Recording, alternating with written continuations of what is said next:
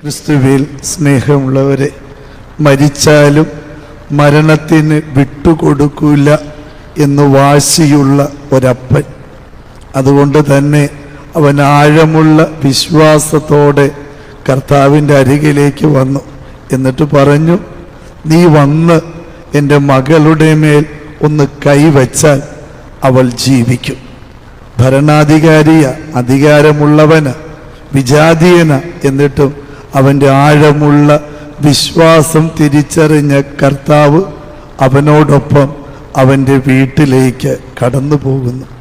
ഈ പോകുന്ന വഴിക്ക് മറ്റൊരു സംഭവം, 12 വർഷമായി രക്തസ്രാവമുള്ള ഒരു സ്ത്രീ, വല്ലാത്ത വേദനയോടെ കഴിഞ്ഞിരുന്ന അവൾ മനസ്സിൽ ഇപ്രകാരം വിശ്വസിക്കുക, ഈ കടന്നു വരുന്ന കർത്താവിൻ്റെ വസ്ത്രത്തിൻ്റെ വിളുമ്പിൽ ഒന്ന് തൊടാൻ പറ്റിയാൽ എനിക്ക് സൗഖ്യം കിട്ടും. ആഴമുള്ള വിശ്വാസത്തോടെ അവൾ കർത്താവിൻ്റെ വസ്ത്രാഞ്ചലത്തിങ്കൽ തൊട്ടു. അവൾക്ക് പരിപൂർണമായ സൗഖ്യം ലഭിച്ചു. ഈ ഭരണാധികാരിയുടെ വീട്ടിലെത്തി കർത്താവ് മരിച്ചുപോയ ആ മകളെ ഒന്ന് തൊട്ടു. ആ ക്ഷണത്തിൽ അവൾക്ക് ജീവൻ തിരിച്ചു കിട്ടി. കർത്താവിനെ തൊട്ടാലും കർത്താവ് തൊട്ടാലും ഒരുപോലെ നിന്റെ ജീവിതത്തിൽ കൃപയുടെ സമൃദ്ധി, ജീവൻ്റെ സമൃദ്ധി ലഭിക്കുക തന്നെ ചെയ്യും. ഈ 2 കൂട്ടരും യഹൂദരെ സംബന്ധിച്ചിടത്തോളം അവർ കുറവുകളുള്ളവരാണ്. അവരെ തൊട്ടാൽ അയിത്തം ബാധിച്ചവരെന്ന് പറയും. മരിച്ചവനെ തൊട്ടാൽ അവൻ അശുദ്ധന, തൊടുന്നവൻ. രക്തസ്രാവക്കാരി സ്ത്രീയും അശുദ്ധയ, അവളെ തൊട്ടാലും തൊട്ടവൻ അശുദ്ധന.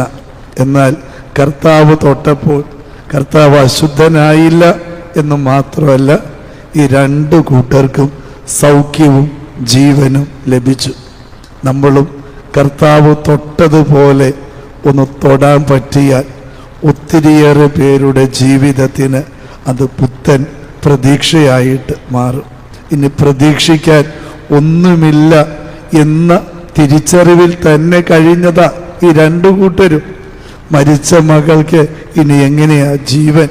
12 വർഷമായിട്ടും ചികിത്സിച്ചിട്ടും ഫലമില്ലാത്ത എൻ്റെ ജീവിതത്തിൻ്റെ വേദനയ്ക്ക് ഇനി എവിടെയാ പരിഹാരം? തീർച്ചയായും പ്രതീക്ഷിക്കാൻ ഒരു ചെറു തുമ്പ് പോലും ഇല്ലാതിരുന്നിട്ടും അവർ വിശ്വസിച്ചു എന്നുള്ളത് പ്രധാനപ്പെട്ട കാര്യം. നമ്മുടെ ജീവിതത്തിൽ ചില കാര്യങ്ങളൊക്കെ നമ്മൾ ഒത്തിരി പ്രാർത്ഥിച്ചിട്ടും പരിശ്രമിച്ചിട്ടും നടക്കാതെ പോകുമ്പോൾ നിങ്ങൾ മനസ്സിലാക്കണം, കർത്താവ് കൈവിട്ടതുകൊണ്ടല്ല, നിങ്ങളിലൂടെ വലിയ കാര്യം കർത്താവിന് പൂർത്തിയാക്കുവാനുണ്ട് എന്നുള്ള സത്യം തിരിച്ചറിയണം. ആകയാൽ എൻ്റെ പ്രിയപ്പെട്ടവരെ, കൃപയുടെ ഈ ബലിയിൽ നമുക്ക് പ്രാർത്ഥിക്കാം. എൻ്റെ കർത്താവെ, നീ തൊടുന്നത് പോലെ ചുറ്റുമുള്ളവരെ ഒന്ന് തൊടാൻ എനിക്ക് കൃപ തരണമേ.